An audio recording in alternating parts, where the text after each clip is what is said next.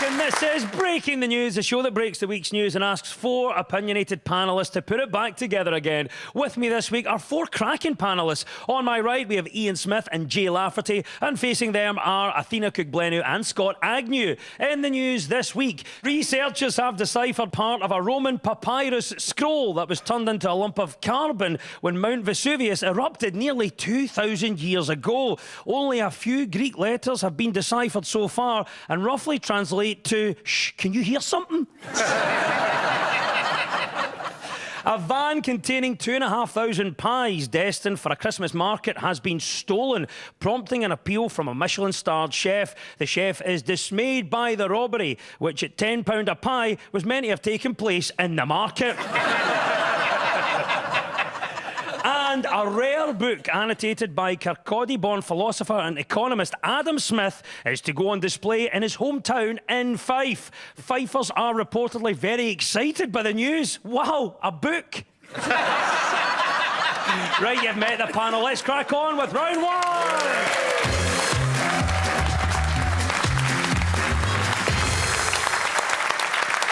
This is the Broken News round, where our teams have to guess two major stories of the week that have been mashed together into one single news headline. So, Ian and Jay, can you tell me what this is all about?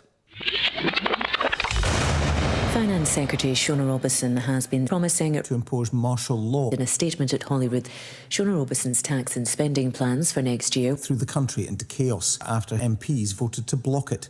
Well, there you go. A lot going on this week, Jay. Any ideas what our first story might be? Finance Secretary Shona Robertson has put out her plans. She's giving us the budget. She's telling us what we've got and what we've no got, and mainly what we've no got. All of that is the right answer, Jay. Absolutely brilliant. Yes, on Wednesday, Finance Secretary Shona Robertson delivered the Scottish Government's draft budget. Amongst the key announcements were a record investment in the NHS, winter heating payments for older Scots, and a promise of more affordable homes. In her speech, Shona Robertson did warn there would need to be some reduction in spending. For example, Glasgow may have to occasionally let somebody else host the Commonwealth Games. Well done, Jay. Right answer there. So, thoughts? What did you make of the Scottish budget? I'm just not even sure who's in charge anymore. Do you know what I mean? It's John Swinney, right? Like, I think he's meant to be in charge, but he doesn't really look like the guy that's in charge. He looks like the guy that the guy in charge put in charge while he went to Tenerife for a week. Because he knew he wouldn't do a good enough job and he'd still have a job to come back to. And then there's Anna Sarwar, who's technically not in charge, but because Keir Starmer is in charge, he thinks he's in charge. And then there's Alexander Cole Hamilton, who knows he's never going to be in charge. Like, say what you like about Nicola Sturgeon, but she was definitely in charge. There's some good ideas though. They said they're going to give £200 million to shorten NHS waiting lists. And I reckon you could, for £100 million, just bribe people in the waiting list, like a tenner. Is it really that bad? £10, go home. Do that. Probably £100 million I could do this. Yeah, just bribe them off it. Yeah. Quite like that. Athena, did you manage to catch the Scottish budget? What did you make of it? I did catch bits of it, and I saw that Shona Robertson said that people of Scotland are going to win big from the budget. So I went through the whole thing, and I didn't see nothing about the People's Postcode Lottery in it. No, I think the big takeaway, though, for the budget would have been the scrapping of the two-child benefit cap. So, Scotland, you know what to do. Get pumping. You've been told. There's your Christmas message from Scott Agnew. But I quite like the lifting of the child cap, because I always find those things really hard to get off the top of the cowpole. I'm trying to pour it in my gin. That's what keeps you going through the winter. What do you think, Ian, of the government's plan for what they call a green re-industrialisation of Scotland? Well, I read that there's 4.9 billion put in the budget for green energy, but the Greens had asked for 4.7 billion. That's not how haggling works. Scott, what are you making of this then? So we're talking about the government's budget, the plan for the green re-industrialisation of Scotland. What do you think about it? I think one half of Glasgow's raging. When are we getting a blue reindustrialisation?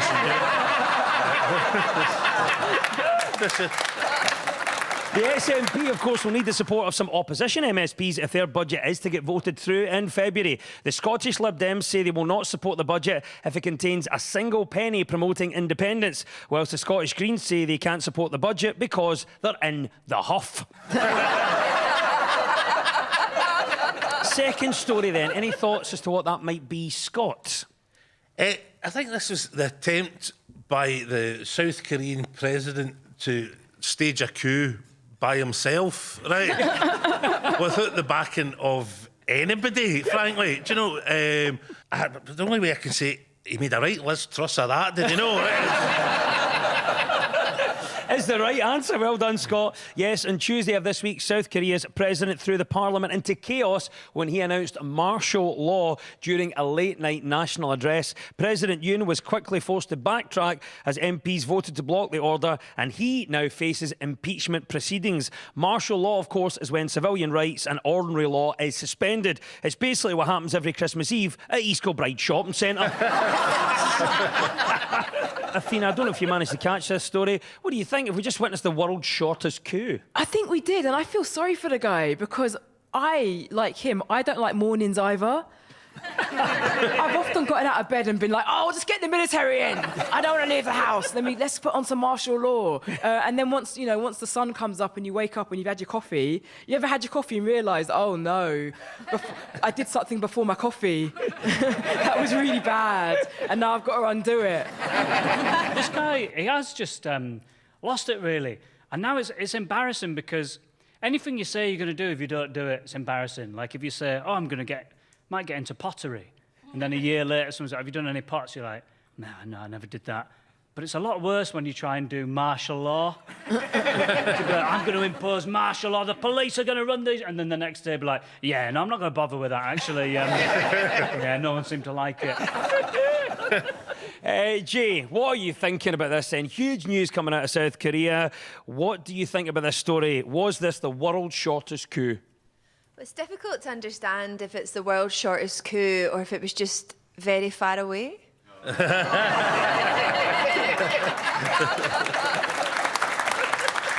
don't think that Kim Jong-un's going to be happy about it. I think he's going to be raging. I think he's like, don't steal our thing, South Korea. Like, we're the crazy dictatorship. Just stay in your lane, Democrats. Like, how would you feel if we started having elections? I'll never catch on. Athena, what do you think about this? We've obviously got President Yoon, who it's been described as made a rash decision. Would this describe you? Have you ever made a rash decision? On a night out, I made a really rash decision, and then 9 months later, I gave birth. But it worked out in the end. But that one stayed with me. A bundle of joy. Yes. Well, there we go. We're talking about rash decisions and talking about world politics, especially in South Korea. One lawmaker got into the parliament to vote against martial law by vaulting a 1.5 metre tall fence. He said he was proud to defend South Korean democracy and even more proud to be asked to join the squad for the upcoming Olympics. Yes, well done, Athena and Scott. You get 2 points for that. It was the mashup of the Scottish budget and political chaos in South Korea. And at the end of that round, well done. The teams are all square.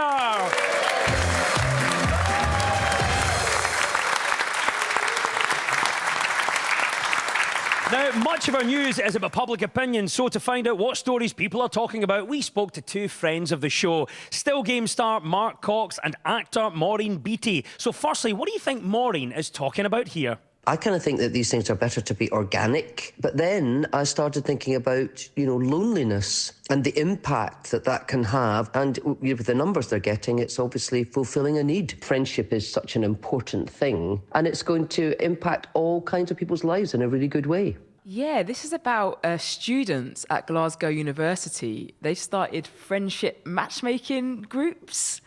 That is the right answer. Well done. And it's a brilliant story from this week. Yes, this is the news about a society set up in Glasgow University to help people make friends called Dinner with a Stranger.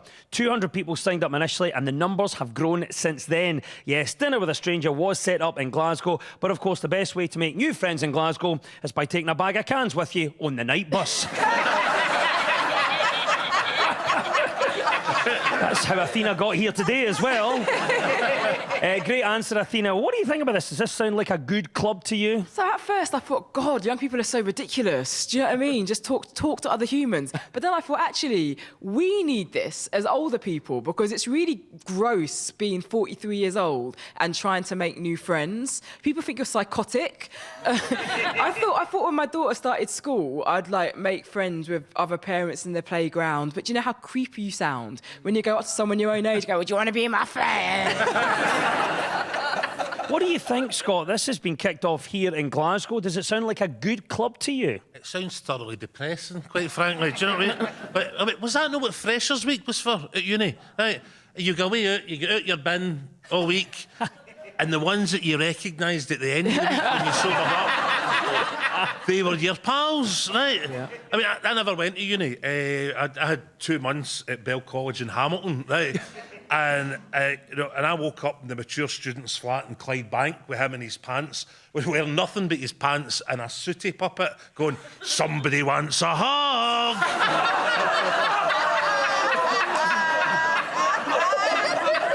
See, that's what I'm talking about, guys. And I just assumed that was us pals, that, you know.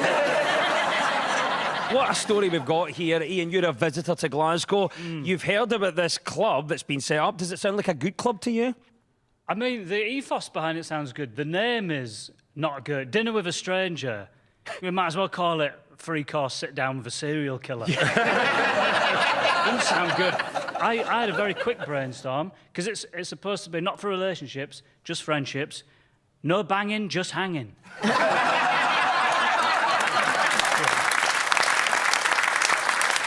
Any advice for meeting new people? Yes, it's quite unethical. But I think fake a heart attack or a medical emergency. And my reasoning is the people who come over to help, they're good people. They're nice people. They're the sort of people you want to be your friends. And then within that category, out of those, say, 3 people who've helped you, the one who forgives you when you get up and you go, "I'm not really having a heart attack. I'm just lonely."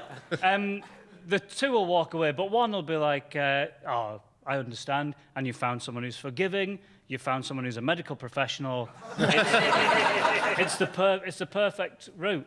Whilst you were saying all of that, I could just see Scott Agnew over my shoulder. Can I vouch that actually works, having had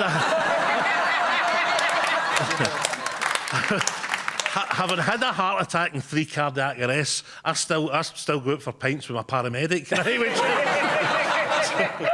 Which is absolutely and utterly true. And I'm actually now thinking, maybe he's trying to kill me if he's taking me out for drinks. You know? Put that down, you big man. I should never have bothered, right?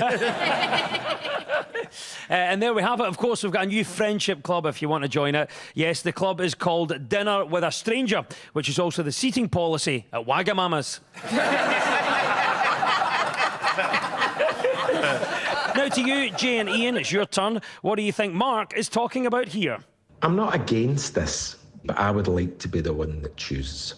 But I don't like being forced. It's a rubbish idea. If it's good, it's good. But I wouldn't feel pressure to do that. I don't think that will become a thing in this country because we're a different culture. Yeah, there's a big thing about tipping.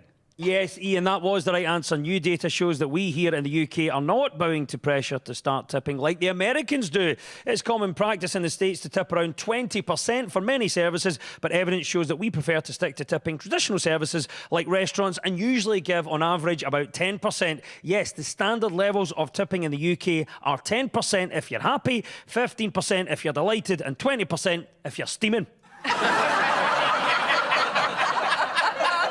I used to work in the service industry. I used to work in an old man's pub in Greenock. And they were quite good at tipping, especially if they were drunk. But I really like the Scottish old man version of tipping. You know, like when they just give you a phrase that you can live your life by. Like I've had so many great ones, like, Never buy a car you can't push. It's amazing. It's amazing advice. Some days you're the pigeon, other days you're the statue. Just amazing.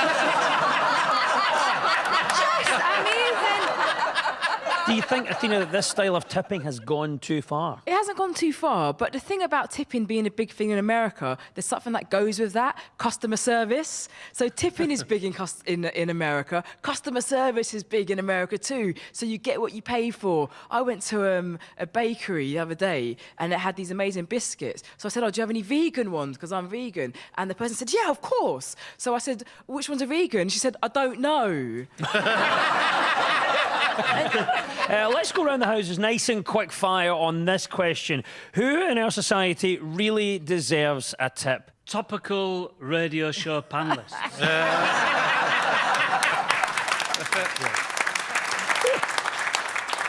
What do you think about this one, Jay? Who in our society do you think really deserves a tip? Babies. Like, I love that. You know the Scottish tradition? Like, this is the right age group I'm feeling, right? You know, like the Scottish tradition where you would give the bairn, a new baby bairn, you would put a wee bit of cash in their pram. And, like, it doesn't get done as much. I think it maybe happened to me a few times when I had my wee boy. But I love that, so I keep that going. But see, in 2024, you've got to be quite careful. Because I was walking past them the other day and I popped a wee bit of cash under their really fancy looking pram hood and then looked in and realised that I just tipped a Shih Tzu puppy £5.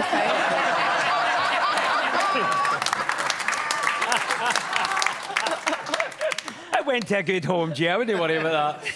There you go. Got to be careful with the tipping culture. But what do you think, Scott? Here's a question for you. Who in society do you think really deserves a tip? Old people at bus stops, right? It's just, right. You see the amount of information you can get an old person at a bus stop. It's unreal. They can tell you how late the last bus was, how many folk were on it. Who was on it? That was Margaret. She'll be going up to the hospital to see about her gout. Right, just... been 3 by already, 1 went straight by, it was already felt. Like, that kind of information is invaluable. So I think tip your old people at the bus stops. That's what I think. We love that, and God bless us old people giving us all that chat. Athena, what do you think then? Who in our society really deserves a tip? You know when you go to the supermarket and you bought like a frozen pizza and 4 cans, and you go to the checkout and someone in front of you has done their weekly shop and they let you go in front of them? Oh, yeah. They can have my club card points. Some say you should always tip somebody who goes that extra mile, unless, of course, you're in an Uber. Yes, tighter tipping here in the UK is the right answer, and 2 points go to Ian and Jay.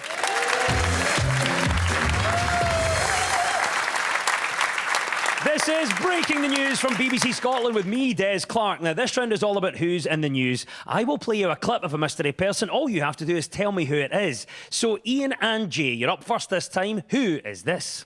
We accept the choice the country made. I've said many times, you can't love your country only when you win.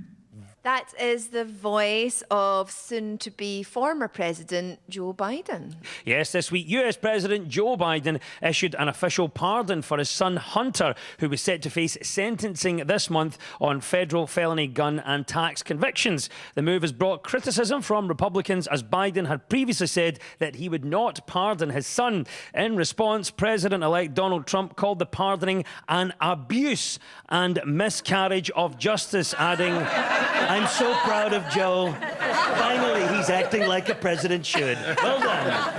There we go. Joe Biden pardoning his son. Was he right to do it, Jay? What do you think? I'm just blown away by it. Do you know what I mean? A father would forgive his son for something. Because, I once accidentally threw away my dad's lottery ticket. It was a lucky dip. And he still hasn't forgiven me about it. It was 13 years ago, and I can't now go home without him referencing it. So I could have not seen him in months, and I'll get the chance to visit, and my dad will welcome me to the doorstep, and he'll be like, "It's lovely to have you home, hen. Although it would have been a much bigger home." Chucked away my lottery ticket. This obviously was quite unexpected from President Biden. What else do you think Joe Biden should do before he leaves office? You know how Trump was in Home Alone 2? I think that Biden should just Kevin McAllister the White House.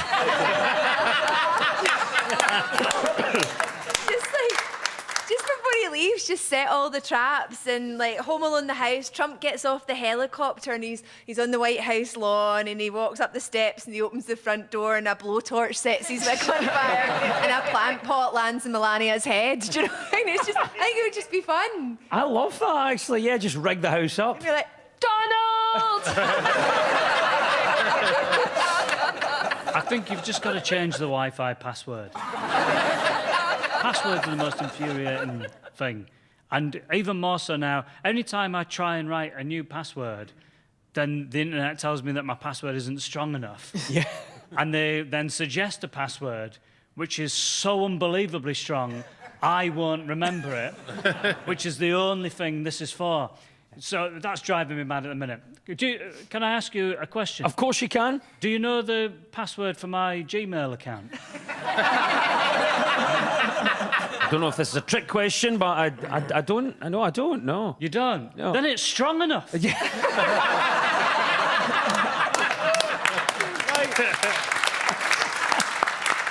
I love that answer, Ian. I love that of all the passwords to change, you went for Wi-Fi instead of the nuclear codes. Oh, yeah. There you go. I like that. Another thing would be to take that Oval Office, just paint it all orange. Like ceiling, walls, make the furniture orange, and he just looked terrible in pictures. You just see his suit and like nothing else. It would ruin the next 4 years for him. Absolutely. Joe Biden has faced a backlash after issuing a presidential pardon to his son Hunter. There is still no word on a pardon for his other children, Jet, Lightning, and Wolf.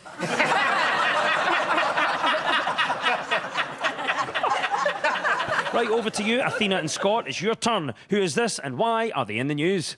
A lot of my influences come from everyday life. So there's clothing, there's toilet roll, there's balloons, there's posters. There's like a lot of just detritus from everyday life. This is the Glaswegian Turner Prize winner, Jaslene Kaur. Bang on, that's the right answer. Well done, Scott. Yeah, big news for Scottish art this week as Glaswegian artist Jaslene Kaur has won this year's Turner Prize. The artist's latest exhibition uses a vintage Ford Escort, worship bells and iron brew to celebrate the Scottish Sikh community. There's a big doily draped over an old Escort.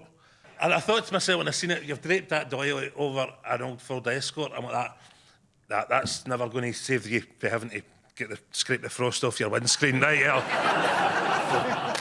There you go. It's Glasgow artist Jaslene Kaur who's won this year's Turner Prize with this amazing, self-reflective, very Glaswegian, very Scottish piece of art. What have you made of Jaslene's work? Have you seen it, Jay? I love the Turner Prize. I don't get it. But I love that a lot of the work is like a cross between a fever dream and the middle aisle of Aldi. Athena, we're talking about great artwork and we're asking the question of you, when have you been your most artistic? I'm not that great with visual arts, but I do remember when I was, I think, 6 3/4, I was given some macaroni and glue and paper, and I made a magnificent portrait, and it was a waste of food, if I'm honest, but it was a beautiful picture that I made of macaroni, and that's when I peaked. That was your... Yeah. that was my artistic peak. You're laughing at it. That's the winner for next year's Turner Prize. Jay, when have you been at your most artistic? Third year tech, Greenock. Because what I liked about the tech teacher, or all the tech teachers in Greenock, is that they knew not to give us ideas above our station, you know? So there was 3 projects in third year tech, a paint edger. All of these you could do in prison. A paint edger, a porridge spurtle. And then the final project, appropriate for every 14-year-old in Greenock in the 90s, a wooden ashtray. You think I'm lying? I'm not lying. Oh, Ian, follow that. Look at this. What an artistic panel we've got. What about you, sir? We're talking about great art. When have you been at your most artistic? I wrote a poem a while ago which is, It's a limerick that includes the instructions of how to do a limerick.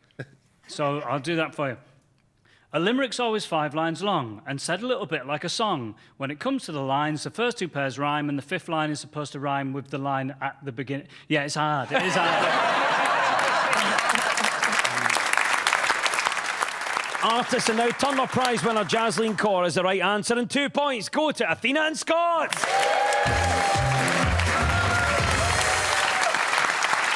It's time now for a final quickfire round, which is all about deciphering the numbers in the news. I will read out a headline. All the teams have to do is fill in the blanks. So get ready, teams. When we run out of time, you'll hear this. I don't know what we're going to do about the Elgin marbles. There you go. That's Jess Phillips there, who's clearly lost her marbles. Fingers on buzzers, teams, and here we go. First question. Nearly 50% of Brits do what? Athena. Cocaine. Nearly 50% of Brits do what? Scott. The exact opposite, the other 50%. Is the right answer, but not quite. Nearly 50% of Brits do what? Jay. They need to stop the petrol pump on like a round number. That's a great answer, isn't it? It's not that, though. Nearly 50% of Brits do what? Ian.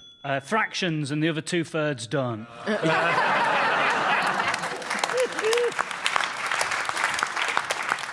We didn't quite get the answer, so I'll tell you. Nearly 50% of Brits shop using their mobile whilst at work. I don't know what we're going to do about the Elgin marbles. Oh, there we go. Jess has Phillips. That's the klaxon. It means it's all over. And at the end of the quiz, our winners this week are Ian Smith and Jay Lafferty.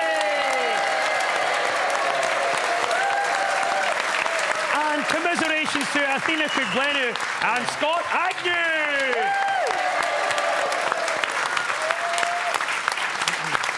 And we'll leave you with the breaking news. Breaking news just in. Sports Direct has been mocked for misspelling the Welsh word for Wales on his bobble hats.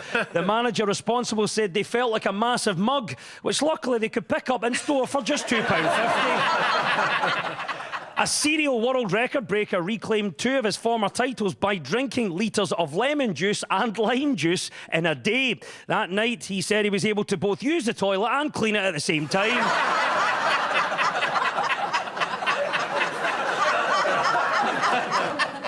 And showbiz royalty David and Victoria Beckham have attended their first state banquet at Buckingham Palace, meeting Qatari ruler Sheikh Tamim bin Hamad Al Thani in the process. Conversation was somewhat stilted as his English is very limited, but guests nevertheless applauded David for trying his best.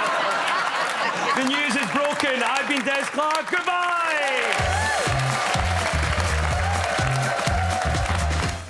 Join Michelle McManus and a host of big names for all the chat and gossip from the world of showbiz. And that's on the Entertainment Mix, and you can get that now over on iPlayer. Up next, more comedy with Paul Black in Nostalgia.